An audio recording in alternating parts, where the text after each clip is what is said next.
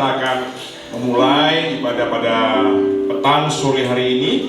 Satu anugerah yang besar ya, kita boleh kembali bersekutu setelah satu pekan lamanya kita dipisahkan oleh kegiatan kita masing-masing. Dan dari antara kita yang bekerja dan juga beraktivitas di luar rumah, tapi kita bersyukur pada sore ini kita boleh ada sebagaimana kita ada. Karena itu mari bersama-sama Bapak Ibu di kesempatan yang indah ini, harapannya ibadah setiap Rabu, tentunya juga ibadah-ibadah yang lainnya bukan sebuah program gereja semata, tapi benar-benar menjadi sebuah pertemuan kita untuk bersama-sama memuji dan menyembah Tuhan. Dan kita percaya Tuhan ada di tengah-tengah kita pada sore hari ini. Amin. Firman Tuhan berkata, 2-3 orang berkumpul di dalam nama Tuhan Yesus, Tuhan ada dan Tuhan hadir. Saya percaya, kita semua percaya Tuhan Yesus juga hadir di GBIS Polaman. Tuhan Yesus akan melakukan. Karena itu mari bersama-sama kita arahkan hati kita ibadah kurang lebih 2 jam ke depan. Kita tanggalkan terlebih dahulu semua pikiran-pikiran yang di luar. Kita tanggalkan semua pergumulan-pergumulan kita, persoalan-persoalan kita. Kita tanggalkan dulu semua hal-hal yang mungkin hari-hari ini menyita energi dan emosi kita.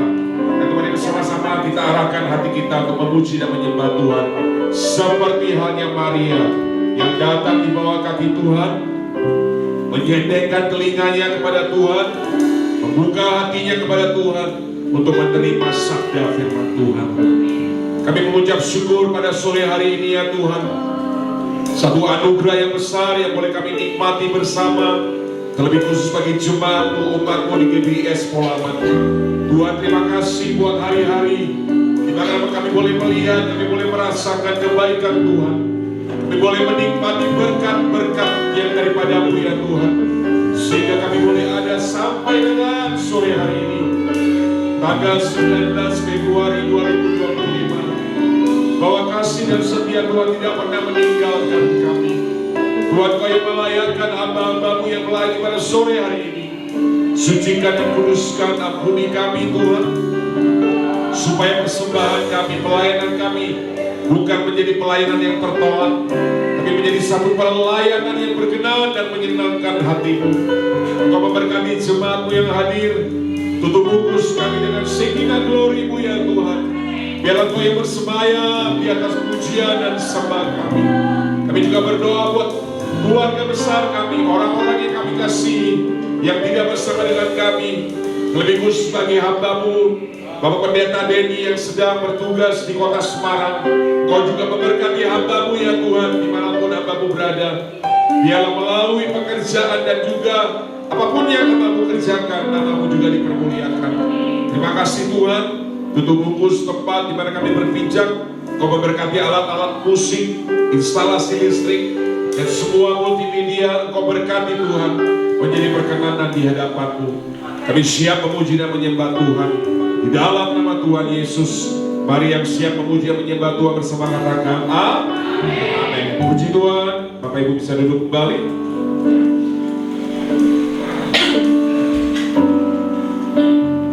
Bawaku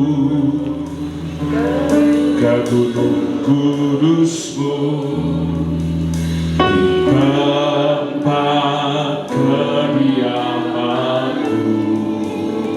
Biar kemuliaan Tuhan, biar kemuliaan meliputi hidupku, dan jiwaku kan dipuaskan.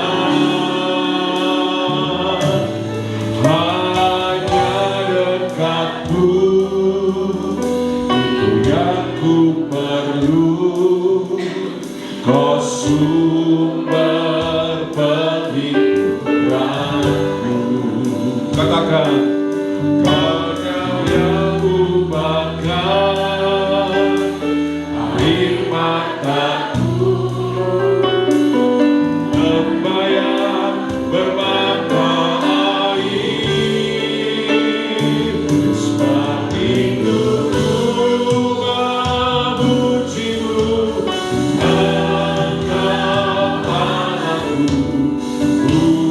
Allahku,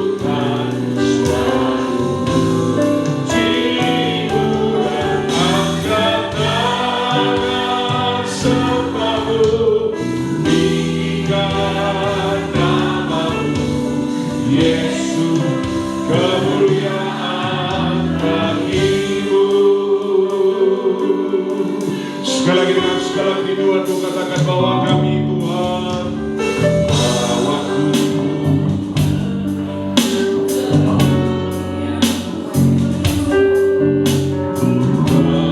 tempat kediaman-Mu. Biar kemuliaan-Mu melingkupi kami Tuhan. Biar kemuliaan melingkupi hidupku dan jiwaku kan dipuaskan. Hanya dekatmu itu yang ku perlu. Kau super pemikiranku. Amin. Benar Tuhan, Engkau yang ku makan air mataku, jadi terbayar bermata air. Sebegitu ku memujimu, Engkau Allahku, mulutku dan selalu jiwa dan kebenaran selalu meninggikan namamu. Yesus, kemuliaan bagimu. Sebab itu ku memujimu, Engkau Allahku, mulutku dan selalu hidup dan kebenaran serta-Mu meninggikan namamu. Yesus, kemuliaan. Sekali lagi katakan, sebab itu ku memujimu, Engkau Allahku. Mulut kami penuh dengan puji-pujian Tuhan. Haleluya. Kami angkat tangan kami meninggikan namamu. Yesus, kemuliaan bagimu. Mari Bapak Ibu katakan, sebab itu ku memujimu, Engkau Allah. Mulut kami penuh dengan pujian, kami sembah Engkau Tuhan. Kami angkat tangan kami menyembah-Mu ya Tuhan. Yesus, kemuliaan bagimu. Sekali lagi, sebab itu ku memujimu, Engkau Allahku, mulutku kan selalu pujimu dan angkat tangan sebab-Mu meninggikan namamu. Yesus, kemuliaan bagimu. Yesus, kemuliaan bagimu. Haleluya. Yesus, kemuliaan bagimu.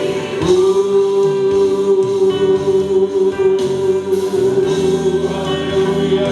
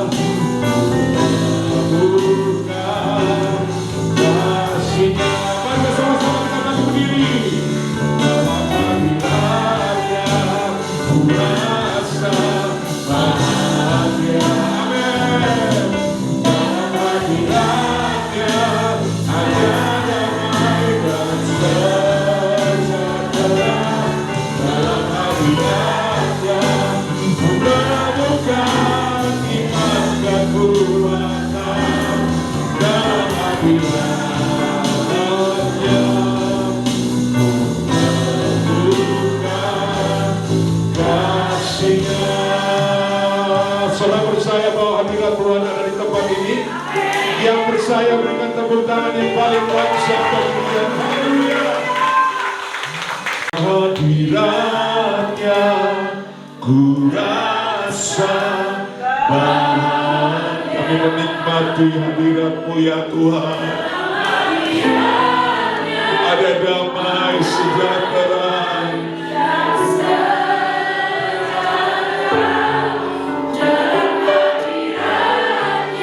Boleh menemukan kasih yang sejati Tuhan. Dalam hadirat-Nya ku temukan kasih. Mari sekali lagi sambil angkat tanganmu. Dalam hadirat-Nya rasa bahagia. Amin. Dalam hadirat-Nya ada damai dan sejahtera.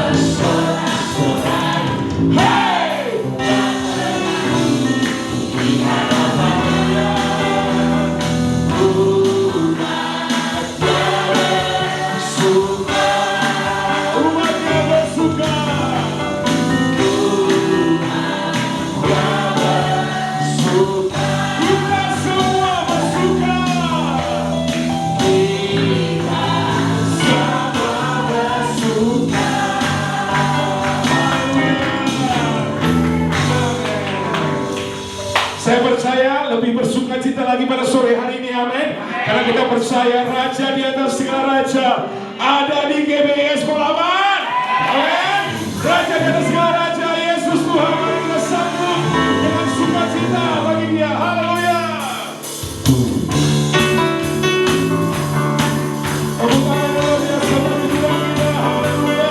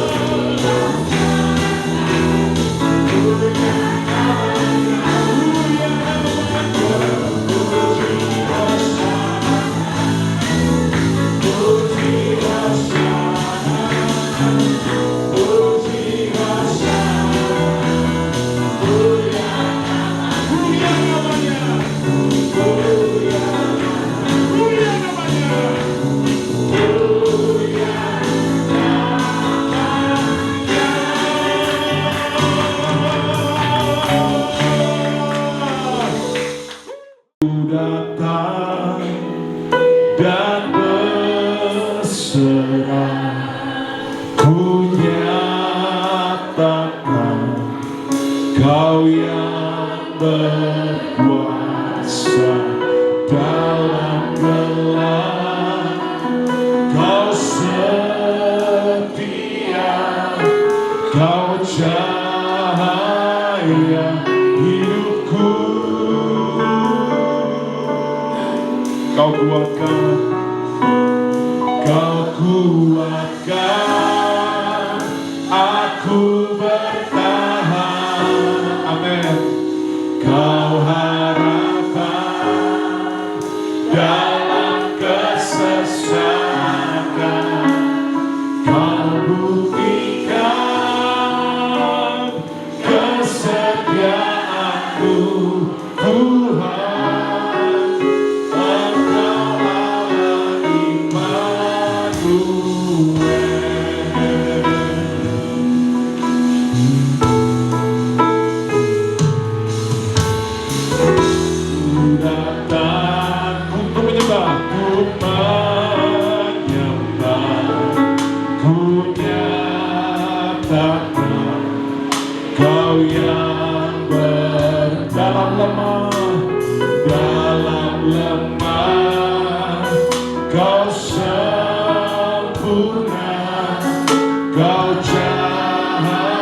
Dia bagiku.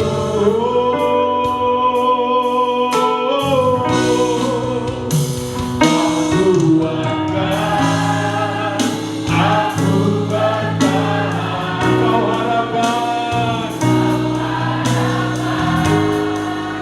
dalam kesesakan, kau buktikan kesetiaanmu, Tuhan.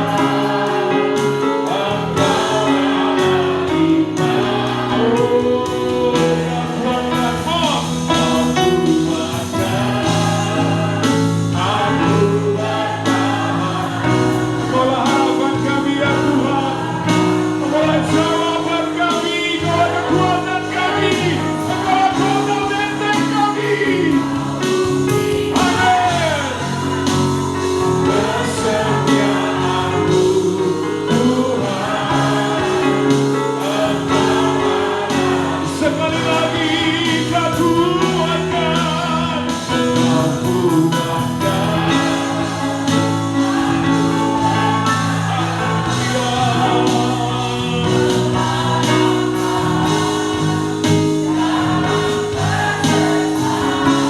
kau buktikan kasih-Mu ya Tuhan. Kesetiaanmu, Tuhan, Engkau Allah Immanuel. Mari yang percaya katakan Immanuel, Immanuel, Immanuel.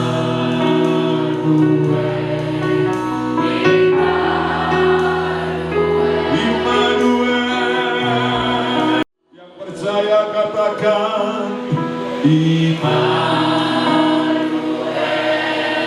Immanuel,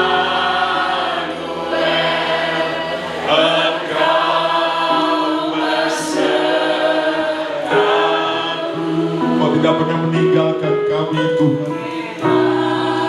Kau Allah Immanuel yang selalu ada bersama dengan kami.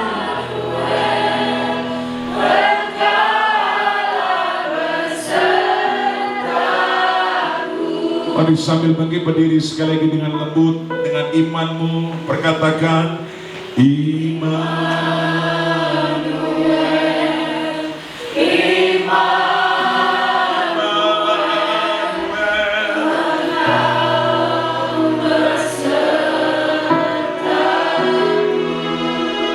kasih Tuhan.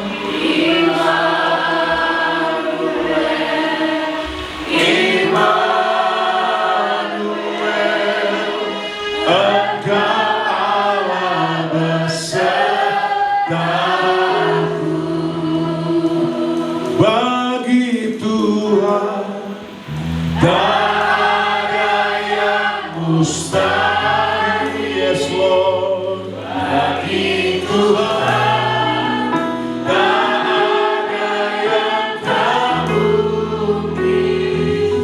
Mujizatnya disediakan bagi. Haleluya.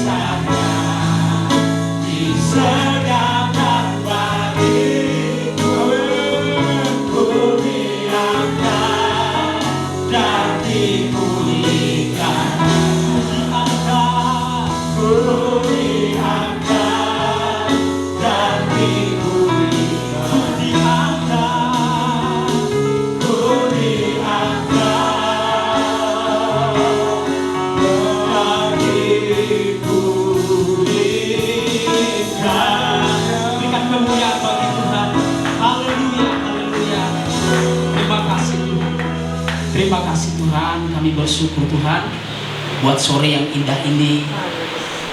Kami dipertemukan Tuhan kembali untuk datang beribadah, memuji memuliakan nama-Mu, mengagungkan Engkau, Raja di atas segala raja. Dan sebentar Tuhan kami akan belajar kebenaran firman-Mu Tuhan. Dalam Engkau pakai hamba-Mu menjadi alat-Mu untuk menyampaikan isi hati-Mu kepada kami semua yang ada di tempat ini. Dan biarlah juga Engkau urapi kami semua.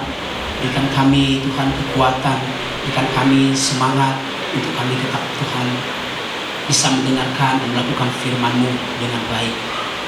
Jauhkan kesesatan, tetapi biarlah Tuhan Yesus Kristus ketika kami mendengarkan firman-Mu ada kekuatan baru, ada semangat baru yang kami rasakan dalam kehidupan kami masing-masing. Terima kasih Bapa, terpujilah Engkau Tuhan. Dalam nama Tuhan Yesus Kristus kami akan mendengarkan firman-Mu. Haleluya, haleluya. Bersama-sama kita katakan amin. Baik, silahkan duduk Bapak Ibu Saudaraku yang saya kasihi dalam nama Tuhan. Shalom. Sekali lagi shalom. Masih ada semangat? Harus ada semangat ya Bapak Ibu. Amin. Kalau kita tidak ada semangat dalam kehidupan kita ini, pasti kekecewaan akan terjadi dalam kehidupan kita. Haleluya. Kita bersyukur ya Bapak Ibu, pada sore yang indah ini Tuhan masih memberikan kesempatan kepada kita untuk beribadah. Dan kita yakin bahwa setiap kita datang kepada Tuhan beribadah, firman Tuhan berkata jerih payah kita tidak akan pernah sia-sia. Walaupun mungkin kita merasa tidak ada apa-apa, tetapi apapun yang kita perbuat ya, pada sore hari ini Tuhan pasti perhitungkan. Amin. Bapak Ibu Saudara, saya memberikan tema firman Tuhan pada kita pada sore hari ini, yaitu keberhasilan dan kegagalan Raja Hizkia. Kemarin hari Minggu kemarin Pak Junior sudah menyampaikan firman Tuhan tentang bagaimana juga Raja Yosafat mencari Tuhan dengan benar. Tetapi walaupun demikian Bapak Ibu Saudara, Raja Yosafat ternyata dia mencari Tuhan dengan salah. Pada sore hari ini saya menyampaikan firman Tuhan dalam, sekali lagi saya katakan tema firman Tuhan yaitu keberhasilan dan kegagalan Raja Hizkia. Kalau saya tanya kepada kita pada sore hari ini, apakah saudara mau berhasil? Tentu kita menjawab pasti kita mau berhasil. Amin. Ya, tentu kita mau berhasil. Dan sebaliknya kalau saya katakan kepada Bapak Ibu Saudara, siapa yang mau gagal di tempat ini? Pasti tidak ada yang mau. Karena kalau kita gagal Bapak Ibu sakit ya. Amin. Sakit artinya kalau kita gagal, kita berusaha, kita berjuang kembali. Jadi waktu terlalu banyak kita pergunakan. Kalau kita gagal terus. Tetapi kalau kita berhasil, Bapak Ibu, berkat Tuhan itu semakin dekat dan semakin dekat kepada kita. Haleluya. Saya mengajak kita membuka Alkitab kita di dalam 2 Tawarik pasal 31. 2 Tawarik pasal yang ke-31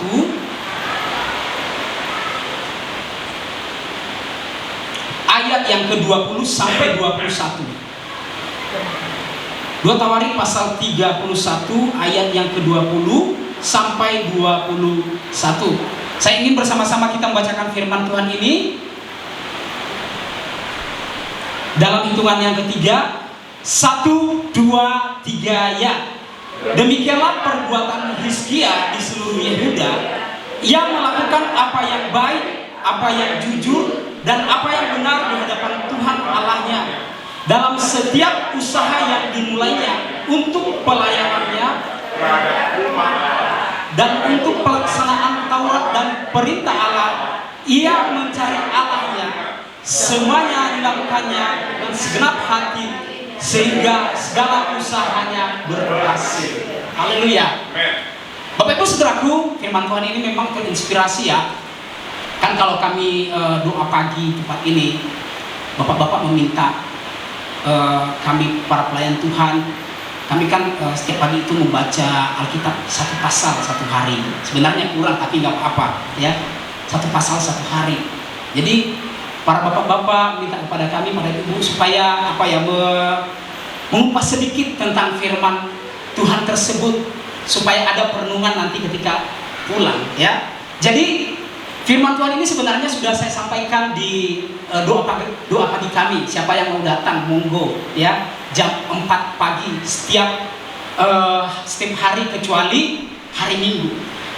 Ya Bapak Ibu, ya. Bapak Ibu saudaraku yang saya kasih dalam Tuhan, kita belajar tentang Raja Hizkia pada sore hari ini. Bagaimana Raja Hizkia menjadi raja sangat muda, ya. Dia sangat muda. Umurnya kalau tidak salah di dalam 2 Tawarik pasal yang ke-29 hanya 25 tahun umurnya, dia menjadi raja di Yehuda. Bayangkan kalau mungkin kita di Indonesia ini umur 25 tahun itu masih belum bisa jadi raja, ya. Amin. Masih belum bisa, memimpin dirinya saja belum bisa, ya, kalau di Indonesia ini. Apalagi memimpin keluarga atau memimpin bangsa. Makanya kan di undang-undang kita di Indonesia ini, yang menjadi pemimpin di Indonesia ini, terkhusus itu presiden, sebenarnya umurnya itu harus 40 ke atas. Harus 40 ke atas. Tetapi Raja Hizkia ini, dia masih sangat muda untuk menjadi raja di Yehuda. Tetapi tahukah saudara bahwa walaupun dia muda, firman Tuhan mencatat dalam 2 Tawarik pasal 29 ayat 2, firman Tuhan berkata di sana, ia melakukan apa yang benar di mata Tuhan, tepat seperti yang dilakukan Daud bapak leluhurnya. Artinya Raja Hizkia ini dewasa, ya. Amin. Dewasa. Kita tahu bagaimana Raja Daud. Raja Daud, raja yang rindu terus ada di dalam rumah Tuhan. Raja yang rindu untuk terus menyembah Tuhan. Dan raja yang selalu mencari Tuhan setiap hari. Walaupun memang Raja Daud pernah jatuh, tetapi kelebihan Raja Daud, Bapak Ibu, dia cepat untuk datang kembali kepada Tuhan. Jadi inilah yang dilakukan oleh Raja Hizkia, Bapak Ibu Saudara. Walaupun dia muda, ya, tetapi firman Tuhan berkata, ia melakukan apa yang benar di mata Tuhan, tepat seperti yang dilakukan Daud bapak leluhurnya. Ya, dia melakukan tepat. Jadi dengan tema firman Tuhan pada sore hari ini, keberhasilan dan kegagalan Raja Hizkia, Bapak Ibu, keberhasilannya sebenarnya bukan berhasil secara rohani, ya, bukan. Hizkia itu dia berhasil dalam 2 aspek. Yang pertama itu dia berhasil dalam kehidupan rohani, dan yang kedua dia berhasil dalam kehidupan jasmani. Makanya salah satu keistimewaan Raja Hizkia ialah ketika dia menjadi raja, Bapak Ibu, dia membuat perubahan dalam agama dan kehidupan rohani bangsa Yehuda. Makanya Tuhan berkenan kepada Raja Daud, karena ketika dia menjadi raja, yang dilakukan adalah dia membuat perubahan dalam agama, dalam kehidupan rohani bangsa Yehuda. Mari kita buka Alkitab kita dalam 2 Tawarik pasal 29. 2 Tawarik pasal 29 ayat yang ke-3 sampai yang ke-5. Saya bacakan Bapak Ibu. 2 Tawarik pasal 29 ayat yang ke-3 sampai yang ke-5. Pada tahun pertama pemerintahannya, dalam bulan yang pertama, ia membuka pintu-pintu rumah Tuhan dan memperbaikinya. Jadi inilah yang dilakukan oleh Raja Daud. Pada tahun pertama pemerintahannya, dalam bulan yang pertama, ia membuka pintu-pintu rumah Tuhan dan memperbaikinya. Saudara pernah dengar nggak ketika Prabowo terpilih menjadi raja? Kalau Bapak Ibu Saudara melihat sosial media atau warta berita, rakyat Indonesia menunggu kinerja Prabowo dalam 100 hari kerja, artinya dalam 3 bulan ke depan. Ya, rakyat Indonesia menunggu hal-hal seperti itu. Kenapa, Bapak Ibu? Kalau Bapak Prabowo membuat gebrakan-gebrakan yang menguntungkan rakyat, kalau Pak Prabowo membuat gebrakan-gebrakan yang baik, nanti di 5 tahun ke depan rakyat Indonesia ini akan baik. Ya, kita melihat ya apa gebrakan yang dilakukan oleh Bapak Prabowo. Korupsi, ya, korupsi ditangkap di mana-mana. Kalau mungkin pada zaman Jokowi dulu nggak seperti ini, korupsi ditangkap gitu ya. Tapi Prabowo hampir setiap sekali 2 minggu atau sekali 3 minggu ya ketahuan siapa yang korupsi. Apalagi makanan bergizi, walaupun mungkin belum sampai di tempat ini, apalagi lapangan pekerjaan. Jadi inilah yang kita tunggu-tunggu sebenarnya. Tetapi yang dilakukan oleh Raja Hizkia ya pada waktu dia menjadi raja, Raja Hizkia memikirkan bagaimana, tidak memikirkan bagaimana strategi perang. Raja Hizkia tidak memikirkan bagaimana perekonomian negara. Raja Hizkia tidak memikirkan bagaimana membangun jalur diplomatik dengan bangsa-bangsa lain. Dia tidak melakukan semuanya itu, Bapak Ibu. Tetapi yang dilakukan oleh Raja Hizkia adalah ayat yang ketiga tadi. Pada tahun pertama pemerintahannya, dalam bulan yang pertama, ia membuka pintu-pintu rumah Tuhan dan memperbaikinya. Karena pada saat itu ya Bapak Ibu, Raja Ahas ini adalah bapak. Kalau orang Sumatera kalau bilang kalau di sini kan papa ya kan, agak halus. Kalau di sana itu di Sumatera bapak, kasar gitu ya. tapi hatinya halus ya, halus semuanya. Kalau apa namanya itu Bapak Ibu Saudara, pada waktu itu orang tua daripada Hizkia ketika menjadi raja, pintu-pintu rumah Tuhan ditutup semua. Bahkan orang Yehuda diajak untuk menyembah berhala-berhala. Bayangkan Bapak Ibu Saudaraku, seorang raja, apa yang terjadi kepada bangsanya? Yang terjadi kepada bangsanya adalah kehancuran demi kehancuran, dikuasai oleh bangsa-bangsa yang lain. Tetapi ketika Raja Hizkia menjadi raja, dia membuka kembali pintu rumah Tuhan tersebut. Haleluya.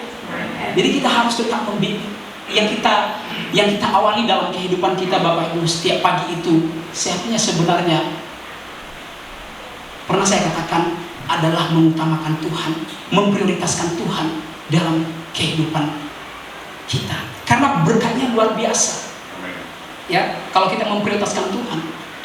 Dan Hizkia ini karena dia memprioritaskan Tuhan dalam kehidupannya, karena dia mengutamakan rumah Tuhan, karena dia mengutamakan para imam-imam, karena dia mengutamakan orang-orang Lewi.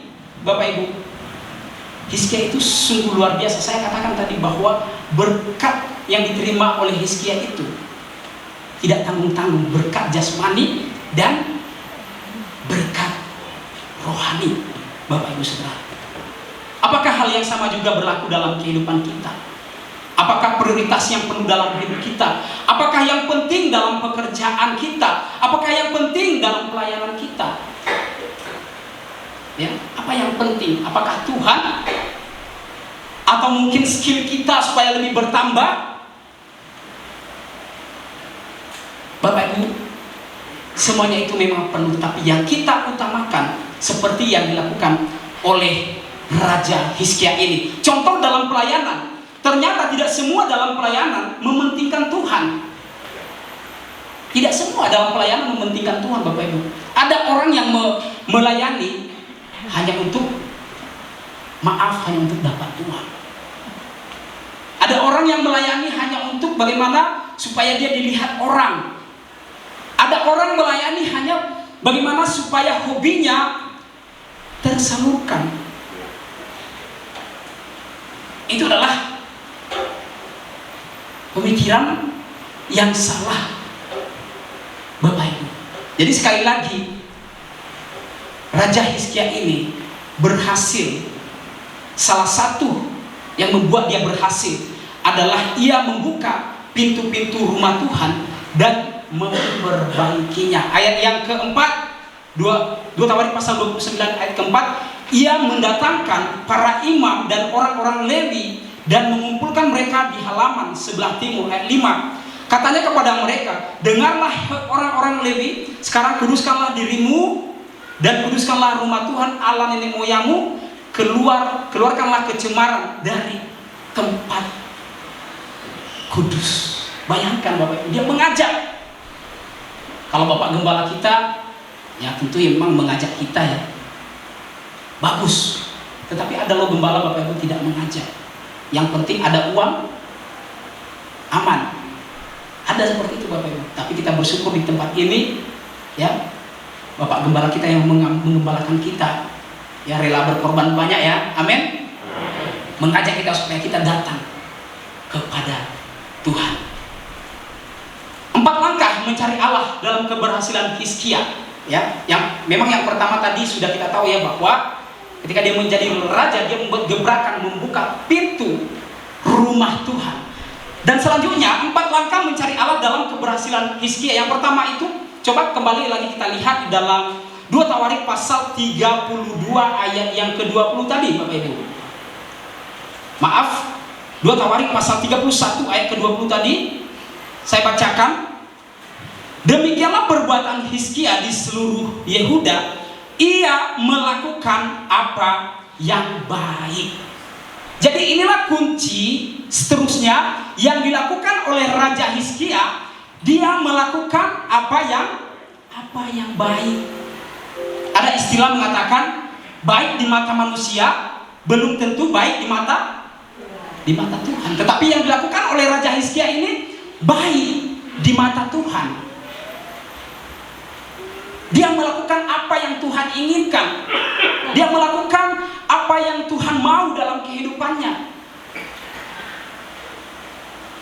Ada satu cerita dalam Alkitab, mungkin Bapak Ibu pernah baca, Raja Daud dan Uza. Ya Bapak Ibu ya, Raja Daud dan Uza melakukan yang baik. Ketika mereka memindahkan tabut Allah atau tabut perjanjian Bapak Ibu dari Filistin ke Yerusalem, memang yang dilakukan oleh Raja Daud ini baik. Dia membuat gerobak yang baik, yang baru. Terus Bapak Ibu Saudara,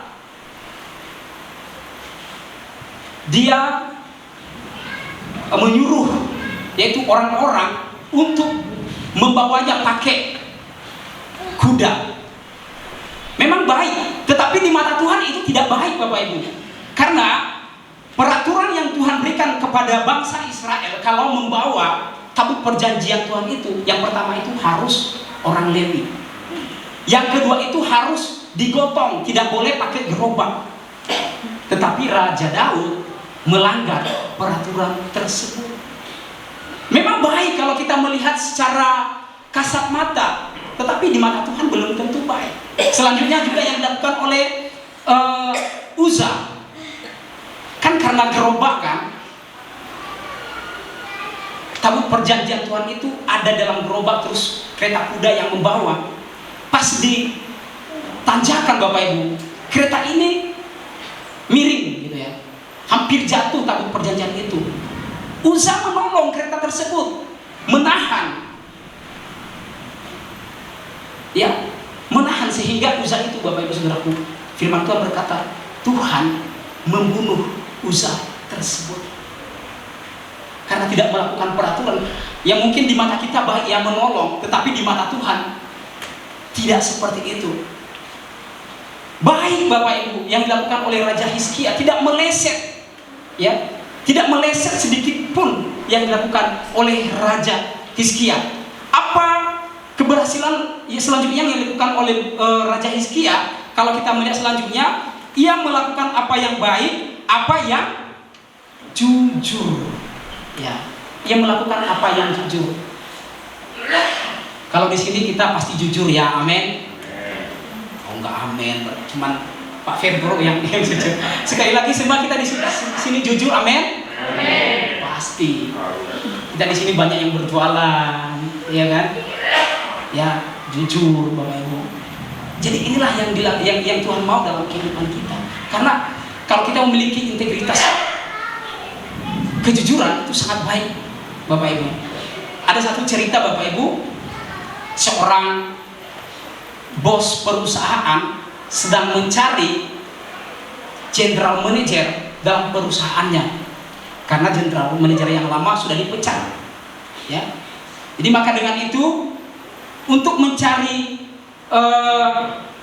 general manager tersebut harus orang jujur yang pertama dan harus orang baik. Jadi bos perusahaan ini membuat strategi. Dia mengatakan kepada rekan-rekannya, saya lagi mencari general manager di perusahaan ini dan saya tahu pasti ada di antara kalian. Maka dengan itu, ini ada pot bunga, ada bibit saya taruh di situ, ya. Barang siapa yang bisa menumbuhkan bibit tersebut, dia nanti yang terpilih menjadi general manager di perusahaan ini. Apa yang terjadi Bapak Ibu? Semua tumbuh, ya. Contohnya ada 5 orang yang ditunjuk itu, semua tumbuh. Ada satu yang tidak bisa menumbuhkan. Dia bingung, udah saya berikan pupuk, sudah saya rawat, saya siram, kok nggak bisa tumbuh. Maka dengan itu dia mengembalikan Bapak Ibu bibit yang ada dalam pot tersebut. Dia mengatakan kepada bosnya, Pak, saya angkat tangan. Rupanya bibit yang Bapak kasih itu saya tidak bisa menumbuhkan. Dari situlah bos tersebut, Bapak Ibu Saudara, tahu, ya, siapa yang dipilihnya. Dia mengatakan kepada orang tersebut, hai saudara, kamu sangat baik dan kamu sangat jujur. Tahu nggak? Bibit yang saya kasih sama kalian itu sebenarnya saya sudah siram dengan air panas, makanya tidak tumbuh. Nah, tetapi teman-teman ini semua tidak jujur, berbohong semua. Jadi Bapak Ibu Saudaraku yang saya kasih dalam Tuhan, kalau kita jujur dalam kehidupan kita ini, ya pasti Tuhan akan mengangkat. Amin. Pasti Tuhan akan mengangkat. Seperti cerita yang saya sampaikan tadi, kita tidak tahu kapan Tuhan mengangkat kita. Semakin meningkat, tapi yang kita lakukan adalah jujur, dan jujur. Dan inilah yang dilakukan oleh Raja Hizkia.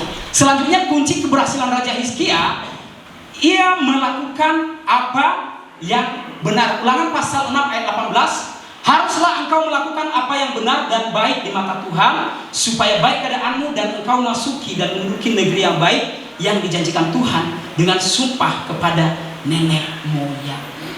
Jadi ini ya Bapak Ibu ya, kalau kita baik, kalau kita jujur, kalau kita benar, firman Tuhan berkata, kita akan memasuki dan menduduki negeri yang baik. Dan saya percaya jemaat-jemaat Polaman akan menduduki negeri-negeri yang baik di tempat ini. Amin. Selanjutnya, apa yang dilakukan oleh Hizkia? Kenapa dia berhasil? Ia melakukan dengan segenap hati. Ini sebenarnya dengan segenap hati ini dalam pelayanan tentunya ya.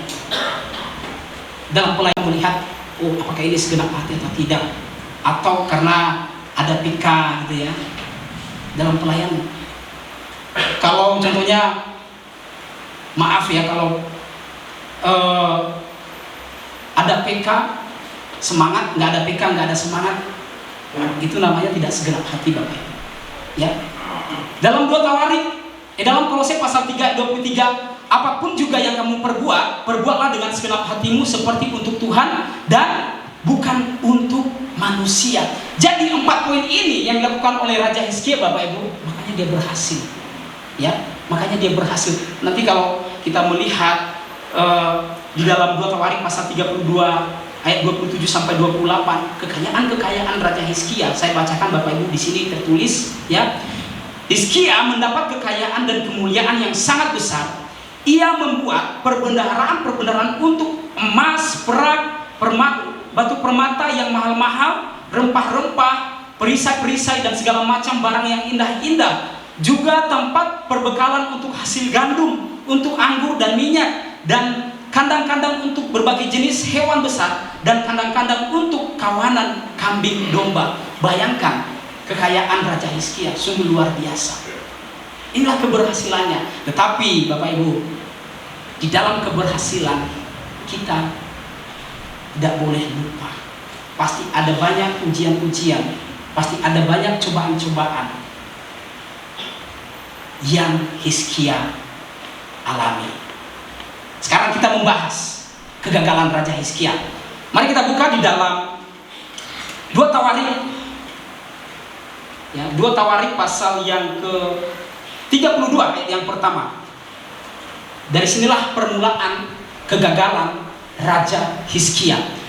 Bersama-sama kita bacakan 2 Tawarik pasal 32 ayat pertama, 1, 2, 3 ya.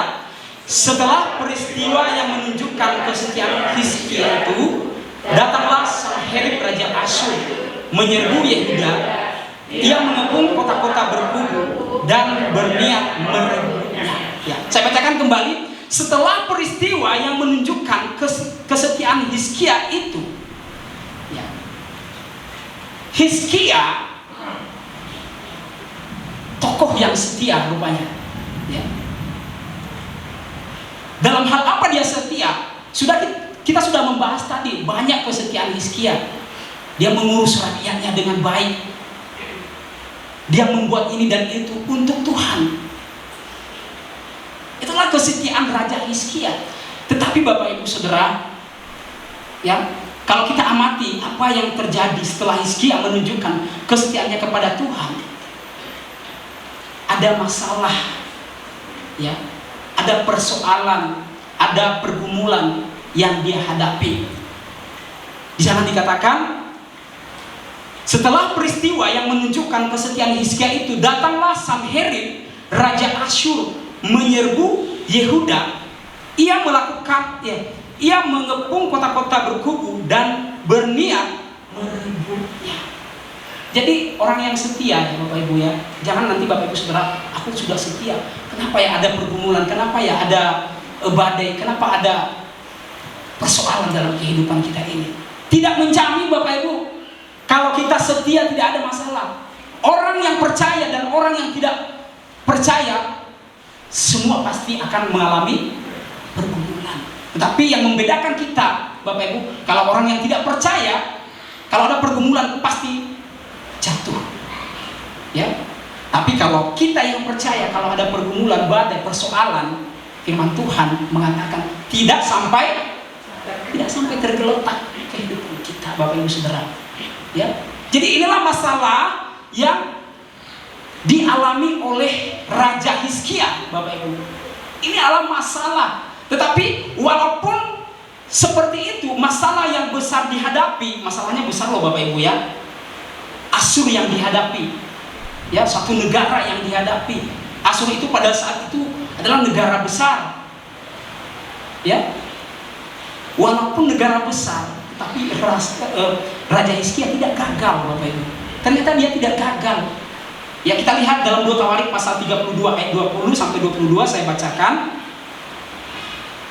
Tetapi oleh karena itu Raja Hizkia dan Nabi Yesaya bin Amos berdoa dan berseru kepada surga, ya, ayat 21, lalu Tuhan mengirim malaikat yang melenyapkan semua pahlawan yang gagah perkasa, pemuka dan panglima yang ada di perkemahan Raja Asyur, sehingga ia kemalu-maluan kembali ke negerinya. Kemudian ia ditewaskan dengan pedang oleh anak-anak kandungnya sendiri ketika ia masuki rumah Allah. Ini yang terjadi kepada Raja Hizkia. Tuhan menolong, ya. Tuhan memperhatikan kehidupan kita. Kalau persoalan, pergumulan kita ini, kita bawa ke dalam Tuhan. Jangan, ya Bapak Ibu, setiap ada persoalan, setiap ada pergumulan, benarnya Tuhan Yesus ini, apakah Yesus ini Tuhan? Kan terkadang kita berpikiran seperti itu ya Bapak Ibu. Amin. Saya juga pernah, saya bisa ceritakan kepada Bapak Ibu, benar Tuhan Yesus ini. Tetapi Bapak Ibu Saudara, kalau kita membawa persoalan, pergumulan kita kepada Tuhan.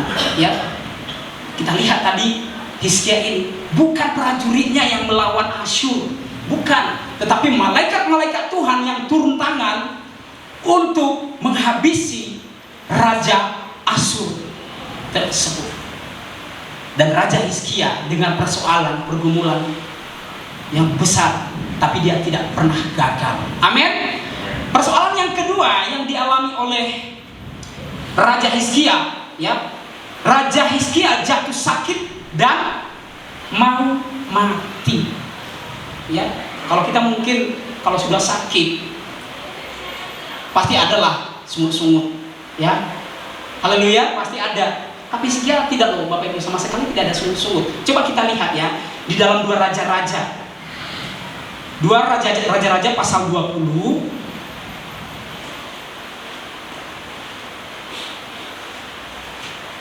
2 Raja-Raja pasal yang ke-20 ayat yang pertama sampai yang ke-2. Demikian firman Tuhan.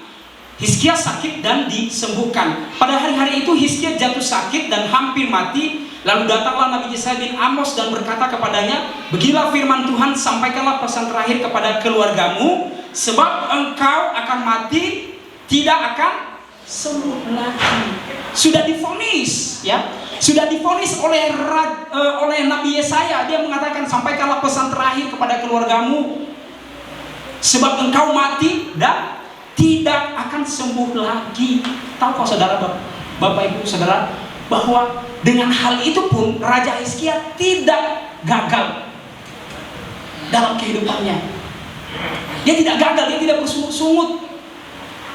Lain seperti Raja Saul, ya, ketika Samuel menyampaikan pesan Tuhan kepadanya, Saul itu kan sungut-sungut, Bapak Ibu. Tapi ini Raja Hizkia tidak bersungut-sungut. Walaupun dia sudah divonis mati,